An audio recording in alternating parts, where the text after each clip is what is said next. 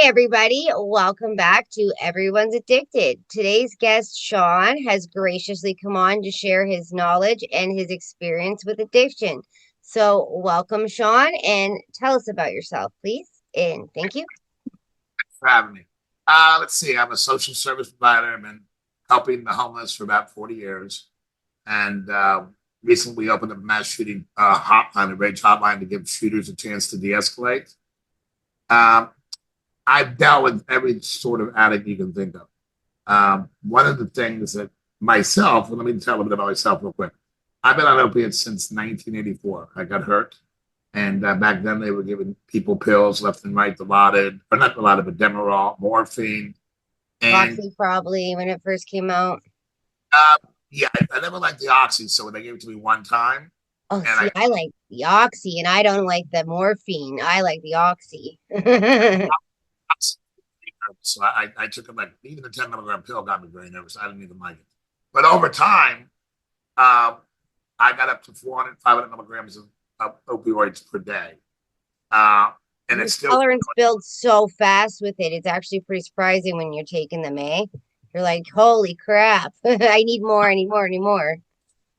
yeah, but see, I didn't have the need to take it as like a crutch. I took it strictly for pain. Yeah. You took it for pain where I took it for mental health, right? It's a little different. And it was a situation where I kept on going up, up, and up, and they weren't working. They tried me on the oxy. I said, no, just give me straight Percocet.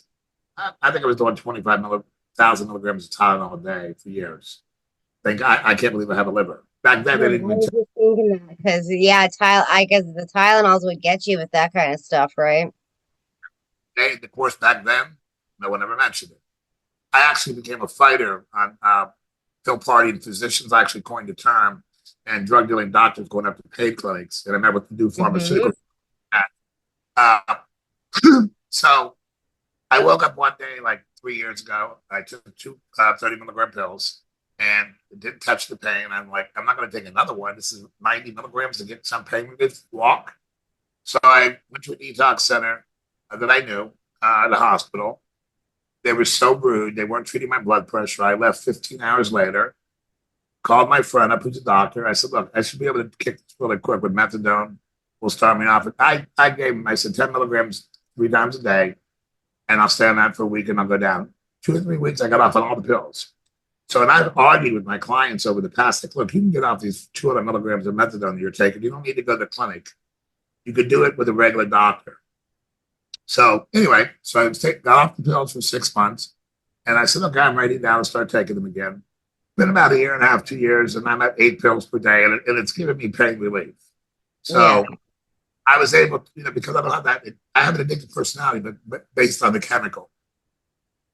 And it Well, was easy. I can see what you mean just because I take harm reduction medication and mental health medication, but I don't abuse it like I abuse the other medication. So I can like it's weird how you can abuse some things, but other things you're mentally you need it, right? Like for instance, my mental health medication, I know I need it, but I'm not gonna overtake it. I just don't feel like I need to, or if it's gonna do anything for me, right? So that's what I Exactly. mean. Exactly. And I was around so much addiction, watching people overdose and overdose. I was very careful. Otherwise, I would have been dead. Before I took pills at night, I did my respiration count, I did my pulse count, and I didn't take anything like 3 hours before I went to sleep. And um, so that helped stay alive. But in this turn, I had met with Purdue Pharmaceuticals when I saw them giving people 160 milligrams of Oxycontin 2 times a day. And it was at that time they didn't have a smart pill. You could tamper with it. They promised us a smart pill. It took them like 9 years to do it. I must have seen 30 or 40 people overdose at the shelters and the homeless people that I knew. And now that's why I believe that we can treat fentanyl right now on the streets. And I'm trying to get people to understand that. The shelter, we had Narcan prescribed with our patients, the Hmm. client. In Now, Canada, we're allowed to have it on ourselves. So if you go to any pharmacy, they will give you the Narcan and teach you how to use it. I So went to Canada and learned all about their harm reduction programs. yeah. And thought it was fantastic. So it took us years to even get Narcan over the counter now, which you can get in the United States. Mhm. But they did for years. And then some cities want to not have the fire department carry it, which is ridiculous, or the police department. It is ridiculous because and you know what? So being a firefighter, I know somebody who was, her friend said she was Narcan and the girl was appearing fine, right? So she was refusing to go to the hospital. Now, as a firefighter and you show up on that scene, are you supposed to force the person to go if they've been Narcan to the hospital? Or not, because I don't know the rules on that. And I know Uh, the girl passed away actually a couple hours later, so that's why I asked the question. yeah, you can go into like a secondary withdrawal with Narcan, where a lot of people don't understand that. Some cities have policies that you have to go, but in Florida, we have what's called a mental health act, the Baker Act. The person has to be really, really harm themselves or others in order for them to force you to go to the hospital against medical advice. So, yeah, but fentanyl, let me tell you something. People want to get off drugs. No one wakes up in the morning and says, "Hey, today I want to be a drug addict." Yeah, exactly. For me, it was simple, only because I never smoked pot until I was 50 some years of age. I got it for pain control, and I said, "Oh my God, I can't function on this. I'm getting high." I didn't like the high, so Yeah, the CBD would be better for you for the pain than the actual THC. I tried that too. Didn't get another one. I tried. No, it's not really the best. I've tried it too. It's not really the best, but I mean, in the pinch, you know what I mean? Instead of, you know. I use, I use marijuana cream. It works pretty well for me on my joint pain and stuff like that. Yeah, I use it for anxiety and it helps me quite a bit, right? So like people say, "Oh, you're not truly sober because you use mental health medication and you smoke pot." I'm like, "Well, it's better than me taking or drinking myself into a coma or I used to snort fentanyl. It's better than me snorting fentanyl that had when I went to the clinic it had every drug in the book. I pissed, and I did not think that, because I thought I was just taking one drug. It's an improvement. So yeah, people shouldn't tell you that you're dirty because you're doing marijuana when you're on fentanyl. And getting off fentanyl is hard. Just face the fact. If you got the flu that's really, really bad and the doctor says, "Here, take this pill, you're going to feel better," you're going to take the pill. And Hmm. you're going to feel like somebody who's addicted to opioids, they're that sick. They're going to take whatever they can get to get rid of the sickness. That's the part that we have to get through. And that's where we have to go ahead and try to, in America, we're kind of fucked up. If you want to go, you don't actually need to have paid detox centers where you have to get funding for it. My God, the people are dying from this shit on the street. Hmm. I watch videos all the time on uh YouTube of people in Philadelphia. I think it's Philadelphia on that one street that's really bad all the time. And I live in a city where it pretty much looks like that in our downtown area too. And basically it's sad and people treat them like shit instead of trying to like maybe help them and like that pisses me off and that's kind of why I started this whole podcast in the first place, right? Which is good because people that are addicted need to hear things like what you have to say, obviously.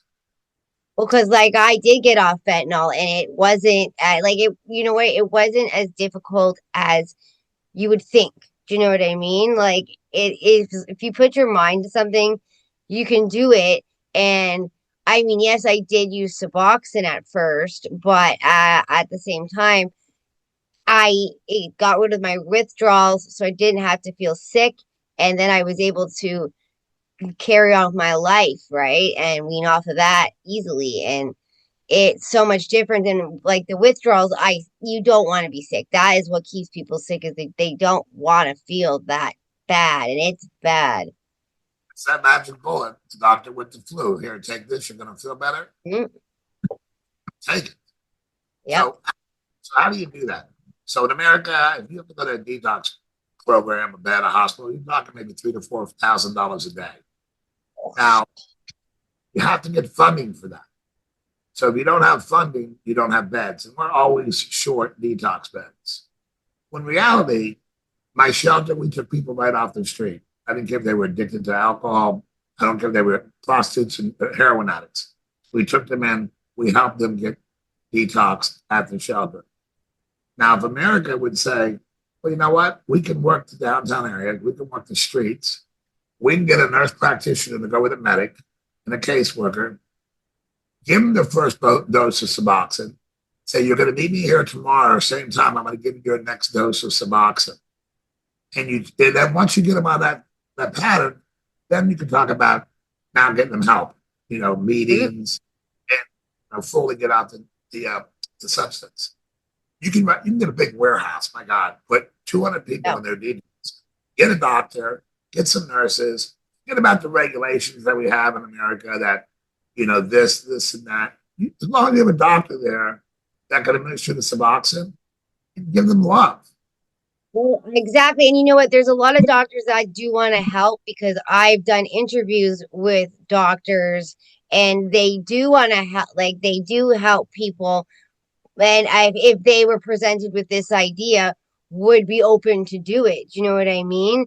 But you guys, like you said, have legislation that causes issues with that kind of stuff, and your healthcare is not free like ours is, right? So it's a lot different because, like, here, basically, if you want to go to detox, you can go right to detox. Like, it's so much different because of the healthcare system. So it's really sad to hear that it just to go to detox you have to pay that much per fucking day when when basically what they do here is what you said, and they have the nurse practitioner and the doctor, and maybe they usually have about three doctors actually, and one nurse, and they you go through your detox and then you go off into whatever programs that you see fit to for yourself, right?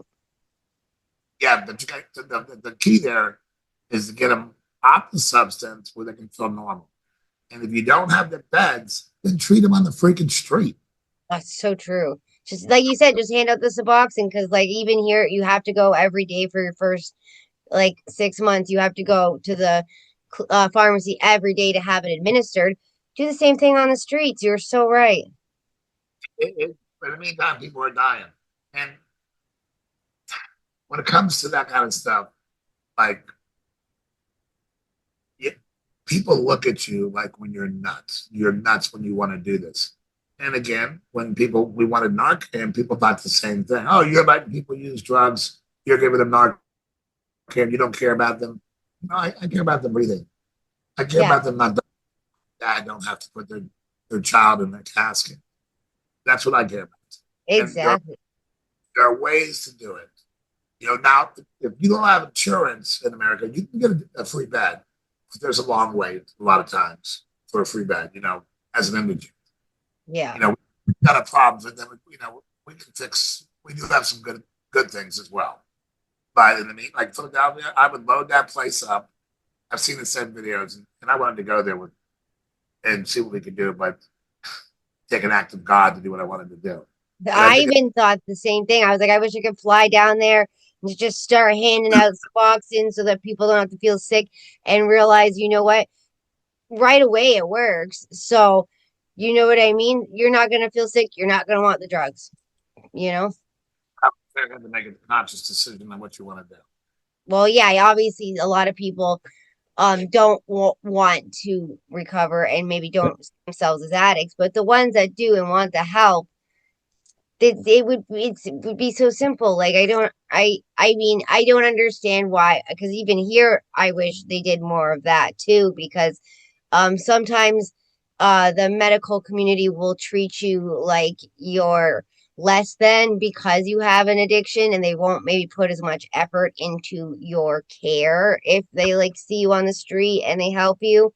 And it's so they won't, like, you know what I mean, hand out the Suboxone. They'll Narcan you, but they won't teach you how, like, what could help you unless you actually physically go to your doctor or a clinic. And sometimes people can't make it there. They're homeless. Like Oh I yeah, have, you know, go to the emergency room and Florida or most places in the country, and you say, I'm a lot of pain, you're not going to get narcotics. First thing they say. It's like, well, geez, I didn't ask for narcotics. Can you give me a shot of Toradol? Whatever, you know. But they forget they're the ones that got us into this mess in the first place. They got so many people addicted to Oxycontin. Mm-hmm. Never, they could never get that out of their mind or their body. They weren't, and there wasn't services available. And sure, they sued and Medicaid. The state sued Purdue Pharmaceuticals, but it went to Medicaid. We're the But victim. even here, like my husband got addicted because he had broke his knee and he was too young to get a knee replacement, right? So he got addicted, and that's how I obviously got a hold of them, but they prescribed him Percocet as well. And they never taught him, like they just cut him off. They never teach you to wean down. They don't teach you the effects of the like how addictive it is. They just hand it to you, right? And then cut you off when they feel like it. And then you don't know what to do. You go to the streets, you buy fentanyl, you overdose, get Narcan. There you go, you know? A vicious cycle, and it's a shame now that it's like even cancer patients, they fringe on giving medicine because they're afraid they're going to sell it. Maybe they don't need it. I mean, you get a good cancer doctor, they're going to give you payment, but it's hard now. We fought too hard, me included, fought too hard against Purdue Pharmaceuticals and these drug dealing doctors that they don't even want to prescribe it. It's so hard, and people are left in pain. That's another alternative or another thing that happened from this addiction crisis. That's what sends people to the streets to get like dirtier, like because like I will say, fentanyl is never clean. It is always dirty unless you have been given it by like the patches by the doctors. Otherwise, it's not clean and it's got other things in it. You don't know that, and that's what caught. And you don't even really know there's carfentanil, which is synthetic, which is even 10 times stronger. And they have been now mixing it with elephant tranquilizer, and it has been killing people left, right, and center here because they just been cutting it with everything and putting it in everything. Like they put it in cocaine, they put it in heroin, they put it in even marijuana. Because when my dad was in the ICU, there was a guy there who smoked a joint that had been laced with fentanyl and basically lost all brain memory. So he had no memory. So basically his memory would last for like 30 seconds of, and then he would repeat himself because he didn't remember what he just said. And it was just from marijuana. And if he would have been able to been Narcaned on the street, maybe something else would have been happened for him. But it's even with just being an addict to fentanyl, not knowing what's in it is what really like gets people. And if they knew more about like methadone or Suboxone and it was administered, like you said, on like the street and people could come every day and line up maybe at a certain spot, you know, and get their medicine, then they would never feel sick and then they would never want to go back out and play Russian roulette with what drugs they're buying. Yeah, yeah. Like marijuana is obviously a big problem here too. They put it in marijuana. So the kids are now getting their weed cards, which is good, so they can get weed at the store, and it's regulated. Yeah, it's legal here, so now we don't have that problem. But we, when this happened, it wasn't legal, and that's why he had that happen. Yeah, well, it's a big problem. I think you're probably on the west coast of Canada, right? I am actually in the middle. I'm in Ontario, so I'm near Toronto. I went to Edmonton, Oh, and Edmonton, yeah. I saw a lot of. This was years ago. I saw a lot of addiction there too. There's a lot of addiction in Edmonton and Vancouver and Alberta. Ontario is bad. Like where the city I live in is called Brantford, and it is actually like the worst per capita drug addicted city in our province. So it's pretty bad. Um, it's not as bad as maybe what you see and like that in Philadelphia and stuff. Or even in Vegas underneath, you know what I mean, underneath the city. But it still it's pretty bad. Like I mean, they don't like people will just they're just everywhere. So like I remember my daughter and I were walking to the store and there were people just sitting there. My daughter's like, "Hi," and they've got needles in their arms. I'm like, "Okay, let's just keep walking," you know. But like who's to say again like if one of them had the option of because people don't want to go in a clinic either. Like it's kind of stressful, you know. If you were able to get it on like as more accessible than just having to go to the clinic, having to talk to your doctor. Because my doctor, first one I seen, intimidated me so much that it made me not want to go. But I needed that medication at that time, so I'd force myself to go because he'd make me feel bad about myself because I smoke or because maybe I had marijuana in my system and he would really like pound hard on that. And I'm like, well, at least I'm not doing fentanyl. Like, what do you want from me, right? But you know, That's stuff that they would even treat you that way. You guys allow drugs to be tested for fentanyl, like the people themselves? yeah, They, we say they sell the test strip. I don't even know if you have to pay for them, but yeah, you could get the test strips from the pharmacy. I think right now they're starting to allow it, but that fight's been going on for 3 years.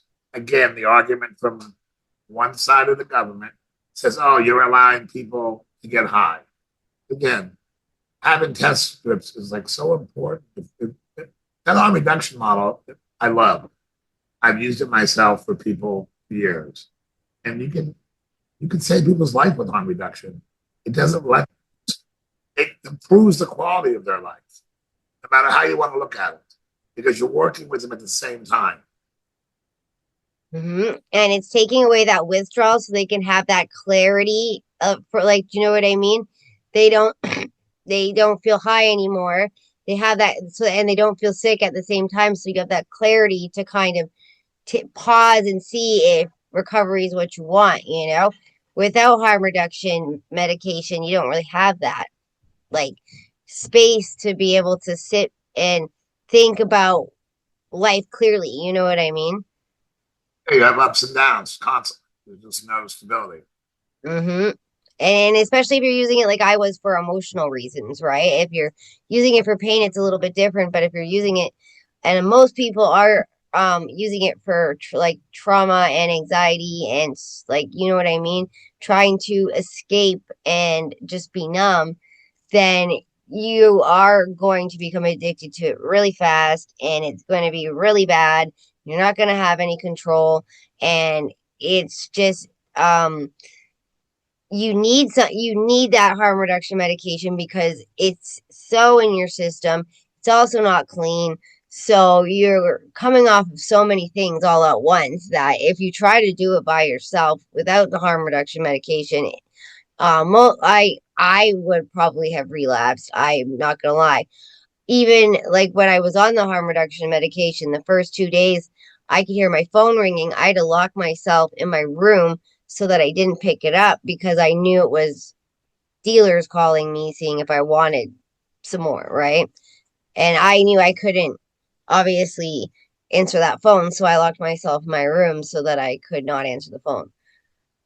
But even that's what I mean by like on the street level, if you're able to give, but I had the clarity from taking the Suboxone to know not to go and grab the phone, right?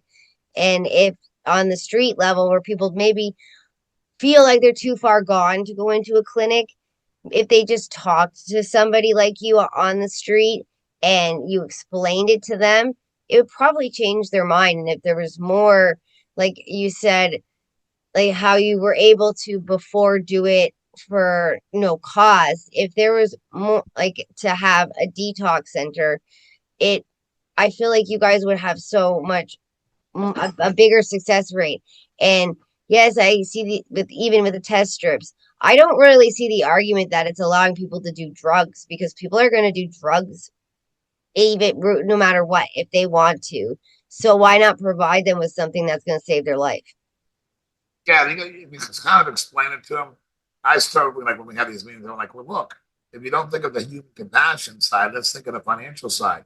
If that guy makes it and he doesn't die, that's about a $300,000 ICU bill, and the taxpayers are going to have to pay for it. So you kind of throw that at him, and I'm like, it's like, do you give a homeless person $1 for a bear? I do. I don't want him to have a seizure and then smash the Exactly. brain damage from seizure after seizure. I think it's a lack of education on actual like the actual drugs, their effects and how they affect people, like because they're in government, they don't really it's not like they've been educated on psychology or educated on drugs, harm reduction, any of that, right? So they're just going to see it from a perspective of somebody who doesn't really have any awareness of the real problem. Oh, they're the experts in everything. God forbid you try to correct it. And Oh yeah. Oh yeah, I hear on that. anybody out there that's listening to this, like in the government, you know, speak to the people. Don't speak to doctors, physicians. Speak to the individuals. Now, I'm not saying don't speak to doctors, but speak to the people directly involved. You know, that has this issue. We can do so again. We can do so much better than we're doing in the United States. We could hear too because it's the same thing uh like that person I talked about that passed away, her mother wanted to pay for herself to put up a memorial of people who've lost their children to overdose and pay for the mural and everything. And city council was like, no, because it will make people feel upset when they see it. I'm like, so that's your excuse to not, she's offering to pay for it, have it all done, put it in a nice park, and have other people be allowed to put their children's name up on it too. And that's gonna make somebody sad. I think that that would make the Open film, their mind. yeah, like it's backwards, right? So it's the same here. They just they just don't want to put the time into doing the paperwork that they'd have to do to give her the permit. That's about it. Yeah, this is saw a story like that on the news. Is that like a big story? Yeah, because she's fighting real hard about it, and she has quite a voice, and she is a very determined woman, I will say. So yeah, she even paid for a billboard to be put up for her daughter's memory. So yeah, she did get on the news because of that, because she was talking about the mural and kind of, you know what I mean, kind of like throwing it in their face by putting up this billboard because they wouldn't allow her to pay for the mural and stuff like that. So it was a whole thing. Well, and people that want to get, for people that see people that use drugs, like let's just say your grandmother's taking Vicodin or whatever. You need to once in a while count the bottle, see how many pills are in it, and if she's overdoing it, she might have been addicted to it. And you got to kind of get her down a little bit. Otherwise, you're going to have a continuous problem. You know, Hmm. I do a self detox. I'd say once a week. I go down to 5 milligrams instead of 10 milligrams for maybe a day, and that way the medication still works for me. So I have some level of pain control. But That's the smart. That's very smart because for me, I have been on the same level of medication for my mental health for about 3 years now, and I haven't needed to go up at all. I probably could go down, but I don't want to take the risk, right? But I definitely don't need to go up. I don't feel the need to overuse it in any way, because I get tired and I have two kids. So if I take more of it, then I'm tired. I don't accomplish anything. And then it defeats its purpose because I have anxiety now again. psych drugs because when you tirade down, you sometimes need a doctor to help you figure out what to do because you can have an adverse effect where you may become suicidal. with psych meds. You know, when you Yeah, get off, you can't go cold turkey either because it's the same as alcohol. You can have seizures. Just it's basically the same if you stop cold turkey as you would with alcohol. You can have seizures. And if you go cold turkey and you don't lean down, it can affect your brain where it takes a lot longer to heal, like the because it makes your brain stop producing dopamine, right? So if you don't lean down off of it, it takes a lot longer for your brain to start producing the dopamine properly again because you didn't do it like that. But it's not like we're told that all the time, right? That's why on my show I always have a disclaimer at the end about alcohol and benzos and to go to detox if you want to stop. Don't do it cold turkey. exactly. Opiates sometimes you can get away with, but on the benzos and the alcohol, you really can't. No. I don't really know. I don't really have too much experience with like crack or cocaine or anything, but I mean, I've never really heard of anybody having seizures or anything like that when they stop taking it. So I don't know really. Insurance companies a long time ago down here, I think in the whole United States, a lot of them don't pay for cocaine withdrawal for that reason. Yeah. Who knows?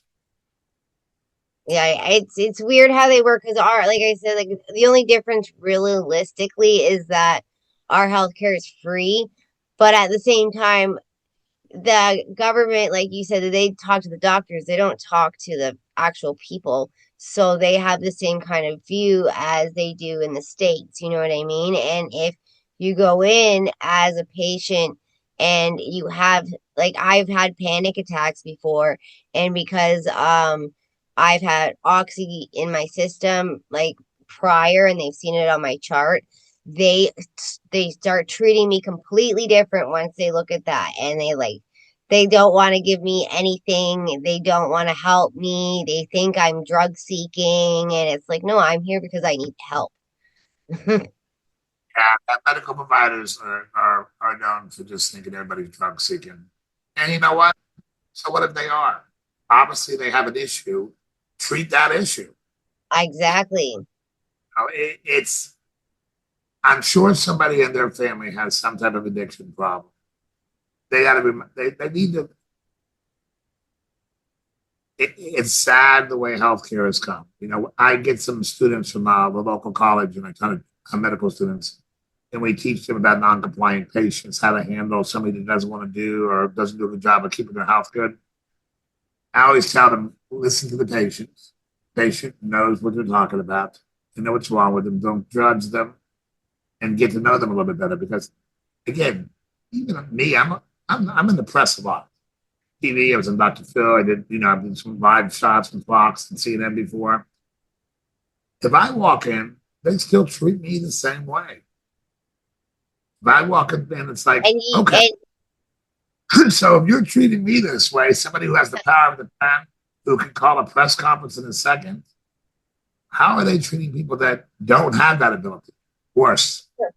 real bad. It like real bad. And like I'm very lucky that the doctor I have now is good. But like I said, the doctor I had before, super judgmental, made me anxious to even want to go and get my harm reduction medication and my mental health medication. He was trying to cut, he was trying to, I think he was getting paid by a certain company because he really pushed Lyrica on me over and over and over and over and over. And I know the side effects of coming off of Lyrica and the side effects of just being on it itself aren't good. Like it's not really a great drug for mental health. It's used for fibromyalgia. So I didn't understand why he was so lyrica, and he would like the dosage he would give me was about I would say like 400 milligrams of it a day, and so it was quite a bit. And he would always make me go up.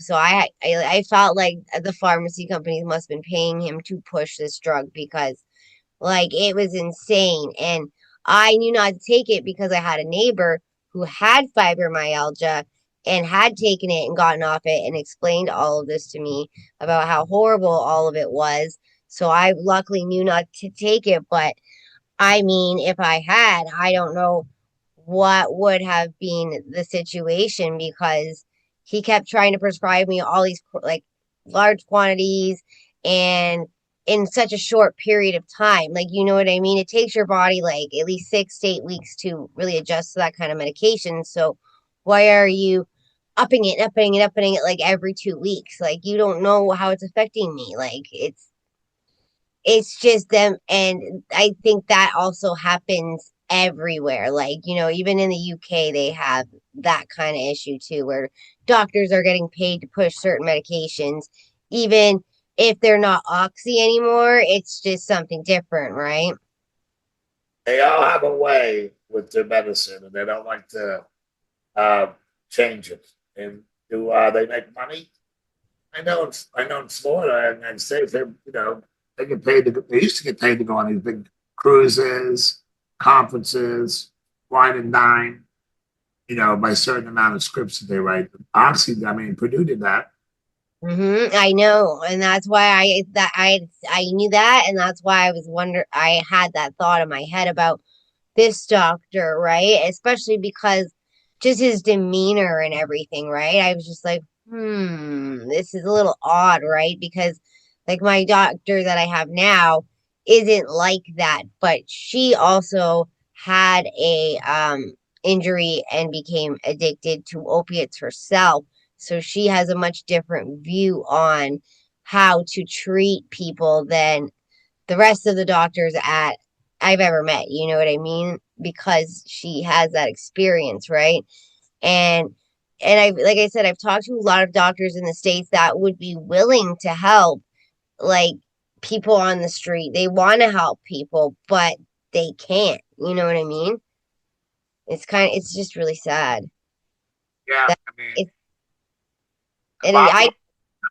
I just can't believe probably what you have to see on a daily basis. Like probably a lot. I've seen mothers prostitute their babies. I've seen mothers prostitute in front of the babies. I have seen a lot of horrible things, and if we could do a lot more, that's all I can say. There could be so much more done if we would do it rightly. It Hmm. just, it's never going to be done because it takes an army to change it. Well, like you said, if somebody like you that has been involved since 1984 in this kind of stuff and has been in the news, has done lots of press and stuff like that, if they still treat you like as that, like you said, how are they going to treat anybody different? They should be putting people first. They don't put people first. And it's clear if they treat like somebody that has been working towards this kind of thing for so long still in that same way. Yeah. And again, they forget. They keep on forgetting and forgetting that people are human. Hmm. And I But know that. and I think that it's such an amazing idea to like what you first said with handing out Suboxone daily to people on the streets like that want it. Like it even here, like if they just had like a set spot, every day you could come and get your dose, you know what I mean? Like but nobody wants to put the work in to help. Like I I haven't been involved too much with fighting. I helped that one with the mural. That's probably as far as I have gone, and I've seen the how they just don't want to help us with even something that small. So I couldn't even imagine the fight you've had to go through with the government for like since 1984. That's whatever change. Not in America, I don't think. Unless we start getting the young doctors to come forward and say, no, we need to be doing it this way. Because it's hard to tell the doctor they're doing something wrong. Yeah. My dad's not here today because our doctor didn't give him prostate exams, even though he was supposed to. So, I know if you tell a doctor that they are wrong, that they are just going to treat you because I'm still his patient like a pariah. You know, another thing I learned, this maybe some of your listeners would, people who take opiates come up with swollen legs a lot.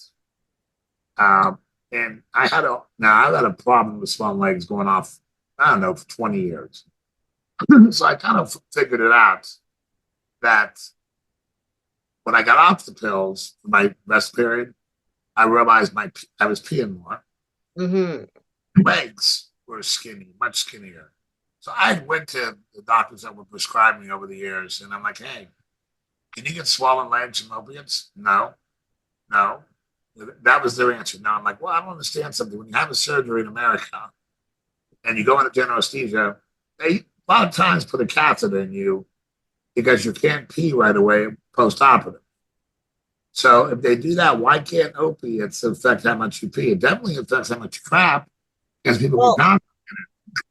that's like how my husband had heart attacks. They can actually also induce heart attacks, and he had three heart attacks, and um the last one, the doctor finally said to him that that's what's causing your heart attacks, and he was had to go through years of using it and never being told this, and then two heart attacks until finally one doctor said, yes, you can have heart attacks from long-term use of opiates. And like, why did he have to go through all of that for them to finally tell him that? And then it was just one doctor that was a good like was a doctor that cared, you know what I mean, about people.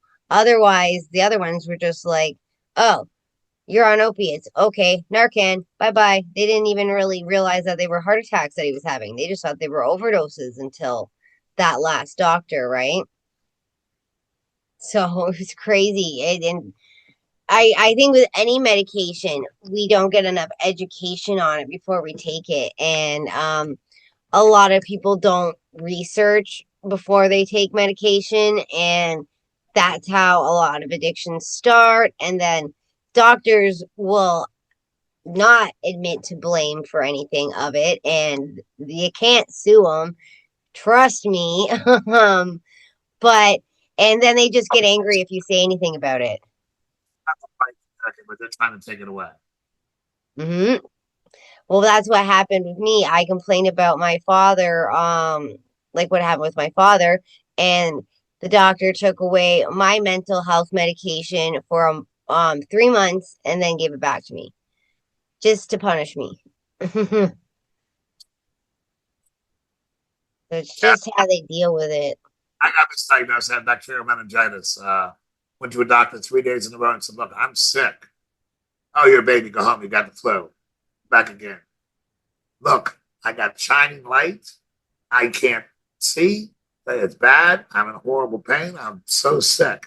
Go home. You know, you're a big baby. You got the flu. Third day I went to him. After I left his office an hour and a half later, I was on life support, bacterial meningitis. Same thing. It takes the one that actually gives a crap, to look that looks into it to finally figure out what's wrong. It was the same thing. My dad had septic shock, and they put him in a medically induced coma because they didn't know where it was coming from, and they wanted me to pull the plug because they didn't want to take the time to figure out where it was coming from. But he worked in heating and cooling, and it's from sucking on air conditioners, and it caused fungal, like caused that's where the septic shock came from. It went into his lungs and caused septic shock. And it finally got better once they figured out where it came from.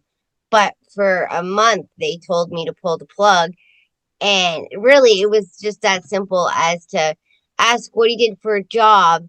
And the only reason we figured this out was because his friend from work came to visit him and told the doctors what that basically told the doctors where it came from. He's like, he works on air conditioners. That, and they're like, oh, like And Dr. House, like, I mean, you pardon? got to know Dr. House. He did a lot of that investigation. I know I started getting into that show after my dad passed away because I was just so like interested in like a fact that some like that he would figure things out, because like my family physician doesn't care. It took me to show them that if I took no pain pills in the morning, I would pee normally. If I took pain pills in the morning, I'd pee one time in 8 or 9 hours. That wasn't the same as me, so I didn't realize it was connected either. But they need to tell people that because then what happens is doctors will give you a water pill, Hmm. um, Lasix, or they'll give you hydrochloride. Then it affects your kidneys. Then it lowers your blood pressure. Uh, then you go start going to EMS because you fall down when you get up because your blood pressure's so low. This all happened to me. 15 or 16 trips in an ambulance because I was on a water pill when I didn't need to be. And my potassium level dropped. And, and I lost 130 pounds. So I went back and see my doctor, like, hey, you should have lowered my blood pressure medicine with me losing 130 pounds. Yeah, that would be noticeable, you'd think. Yeah. So I had to figure out what I was taking, and I decided to go on that route. And, one of the comments he made is, look, I can give you like 10 minutes. You got to stop coming here. Stop coming here. I'm in an ambulance. I was like, yeah, listen to the patient. Comes to Yeah, addiction, you have to help people. Doctors have to help your family, friends. Don't give up on people. Do not give up on people. Don't say that's just the way they're going to be. Every day can be an improvement somehow. hmm and that's like when people, that's what makes people believe that they're a lost cause too, is because of that. And then they don't even try to seek help because it's not necessarily that they don't want help, but they believe that they're truly a lost cause. So then they just think that that's it and nobody's going to help them. So what's the point of trying? You know what I mean? Well, God doesn't make junk, so they need to realize that. Sometimes the most harsh criticizers are Christians. I'm a Mhm. Christian, but I don't like to judge because No. people, God didn't make junk. We have all these. Lately, America's changed a little bit, obviously, uh, and we're now starting to go backwards. I'm sure you know all that goes on, between us and Narcan, one of our best friends. Mhm. uh, like it was America. It was like great. I'm like, cool. Different country. We're like, the same people. I don't know, but it's getting worse here. I think we want our old to die so it's cheaper, so they don't have to pay all the cost. Yep. I just think all of it just needs, like, especially with government, they need to be more educated on the whole thing. You know what I mean? Because, like you said, instead of talking to doctors, they need to talk to the people and actually listen, because they don't actually listen. They look down upon us. You know what I mean? And even somebody that has tried so hard to help people and has worked basically their whole life's work has been that, they'll still look down upon you no matter how educated you are. They still will because you had an addiction. It's ridiculous. You're right. But before I let you go, because I have a cat that is literally driving me crazy trying to chew my cord, so I'm gonna let you I go. got a fox now on my property, two of them, mom and a child. I love it. Those are my favorite animals. I love foxes. Yeah, that's South Florida, right by the Everglades. So we're trying to keep them safe. Oh, yeah, I used to live in a smaller town. Like when I grew up, and there was a lot of foxes in the town, and especially if you got up early enough on garbage day, you would see them all down the street and stuff. And I used to just love it because I like those are one. I don't know. They're just one of the animals that well, it's my favorite animal. I just think they're beautiful because they're like a mix between a cat and a dog, in my opinion. And I Yeah, we looked it up. Right. always wanted one as a pet, but I know they're wild and it's not fair to keep one. If I had a farm, maybe, but I don't. So I don't have space. I don't want to trap it, in a house, right? It's not fair. So one day, if I have a farm. 4 acres, so they're like they made it their home. So we understand it's they come and go, but it's cool. We Well, feed them. They that's so cool though. I would love that. But yeah, before I let you go, do you have any last little bits, like anything you want to say before I let you go? yeah. So let's see. We opened up a rage hotline. The phone number is 605 no shoot. That's 605 no shoot. It does work in Canada. Um, so if anybody wants to do a mass shooting or they feel like they're going to do a mass casualty event, you can call that number 24 hours a day, 7 days a week, and we're here to de-escalate people. And we want to keep the person with the thoughts safe, and we want to keep the community safe. So we just put up, we had a couple calls already and a couple electronic communications. So if you hear somebody wanting to do a shooting or whatever, they usually leak and tell people they're going to do it. We have that number 605 no shoot, and we'll talk you down. That is like that's definitely try to drive me nuts. That I think that's needed, and I'm glad that it works and it's available in Canada because like it is. It comes with the territory of mental health. Usually ties into addiction, and you're not thinking clearly, and a lot of times you're alone and you don't have somebody to de-escalate you. A lot of times, and so it's like a needed thing because even if it's just a thought for a minute, it's something that you could continue to think over time and get to that place, right, where you do end up doing it. So I think that is a I think you have a lot of good ideas, honestly. I wish you could but that one at least is you're able to do. But yeah, you have a lot of good ideas. I wish that they would allow because it's so smart and it's so life saving with just harm reduction medication and a little bit of understanding.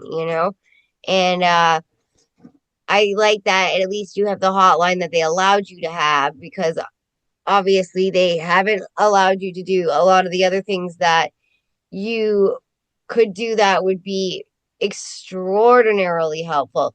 In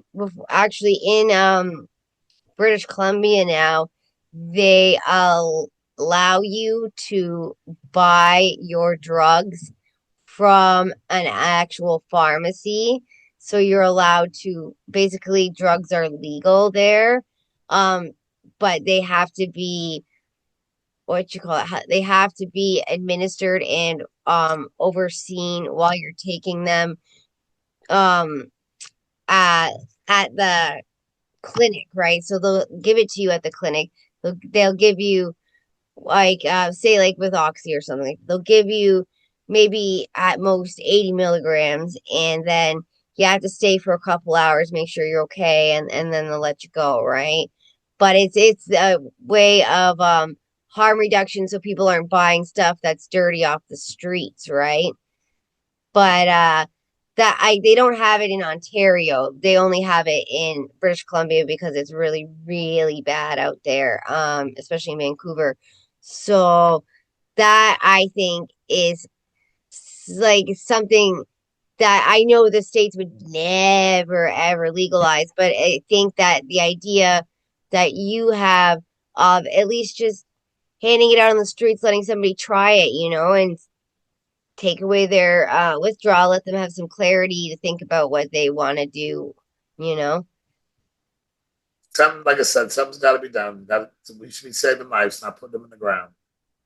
Well, thank you so much for coming on and explaining, kind of sharing with me what it is like in the States because, like, um, this podcast goes all over the world, right? So even in the UK, they're very similar to us with their laws, but it helps others understand what you guys are up against, especially people that are frontline on the streets trying to help, you know?